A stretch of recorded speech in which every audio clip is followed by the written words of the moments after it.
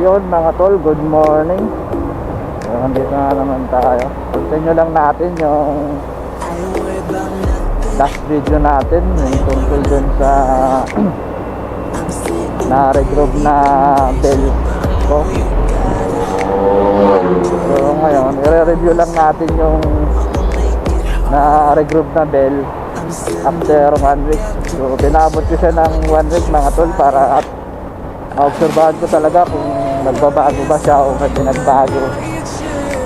Kasi ba maya sa umpisa wala kang dragging, kasi after ilang araw pabalik na naman, di ba? Kaya pinabot ko siya ng 1 week para maobserbahan ko talaga. So ayun nga mga tol, mula nung nagpa-regroup ako, doon ko talaga nalaman mga tol na may pagbabago talaga. Kasi nung hindi pa ako nag-regroup, yun problema ko talaga yung yung dragging talaga. So yan, shout out sa mga naka Honda Click user dyan kung nakakaranas din kayo ng ganito. Nung hindi pa kasi na-regroup yung bill ko mga tol, pag nadaan ako sa mga hams o kaya trapikan o kaya galing ka sa hinto, tapos arangkada ka ng 10 to 15 kph, doon talaga nagda-dragging talaga siya. Minsan kumakadyot-kadyot pa, sobrang dragging. O kaya sa umaga, kahit painitin ko pa yan, diba, pinapainit muna bago pinaparangkada bago pa umalis ng bahay, ganyan. Nagda-drag talaga siya mga tol. Sinasabi ng iba normal. So hindi yun normal mga tol, dragging. May solusyon dyan. So ito na nga mga tol. After kong pinaregroup yung bell ko, kasi mga tol stock lang, tapos yung ibang pangilid ko aftermarket na bell na lang yung stock. So pinaregroup ko na kahit stock, kasi may nagsabi din kasi na anti-dragging talaga ang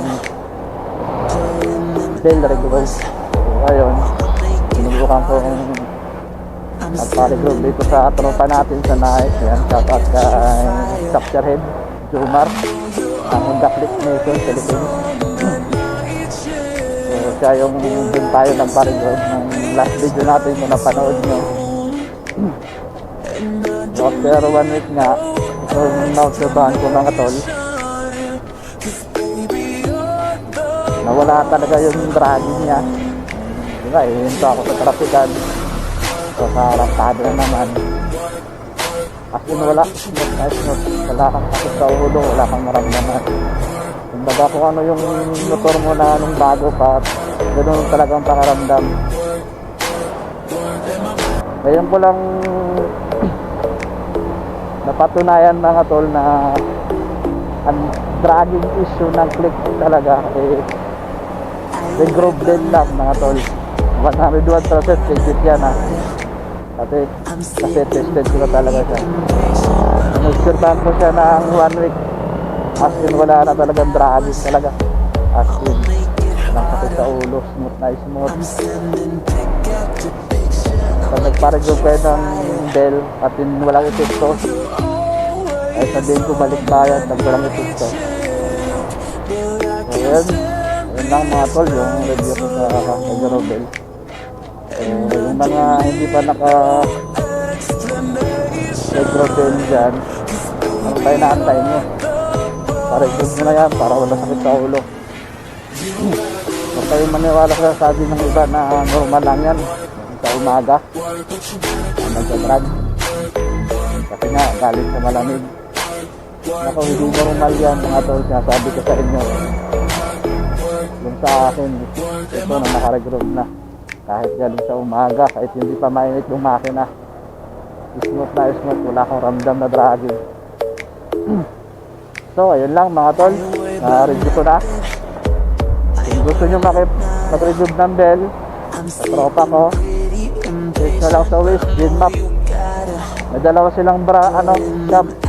Isa sa Luciano, Tracy. At isa sa Naik, Himalan. Yan, kaya kuhin nyo lang si Dr. Head Jomar. Yan yung Facebook niya. Yan mga tol. Kuhin nyo lang siya dyan. So yun lang mga tol. Bye bye.